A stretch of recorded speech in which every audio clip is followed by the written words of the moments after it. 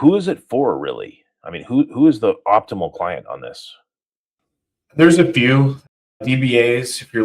If you have a development team that's coming to you and being like, hey, why is the SQL Server side of this slow? Maybe they're not as familiar with all the ins and outs of SQL Server. It's a really good way to put their queries or their stored procedures up to the test.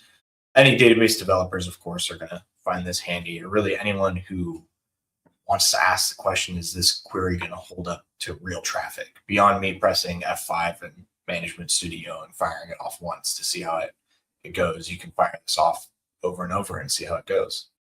Okay, so it's not just a stress tester. It's really there to produce actionable diagnostics. Yeah. I mean, the thing is, we want to be able to run this and learn as much as we can about what's going on.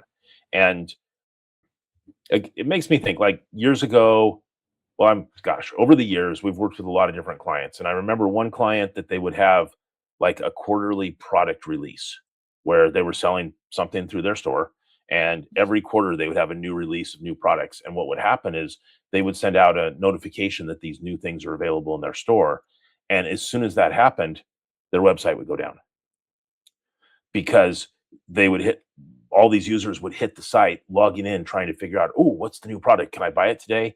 Right. And we did another one where a long time ago, they were doing some kind of events where they would have something where tens of thousands of people would all hit their system at once.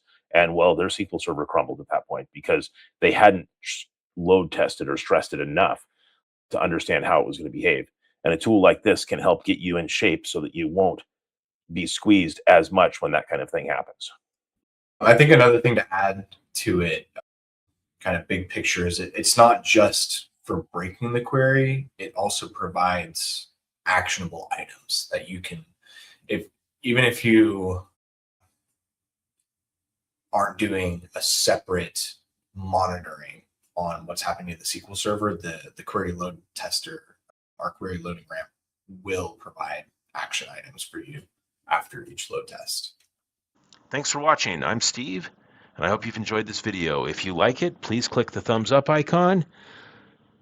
And if you want to subscribe, click subscribe to our channel and click the bell icon to get notified when we have new videos. All right, have a great day.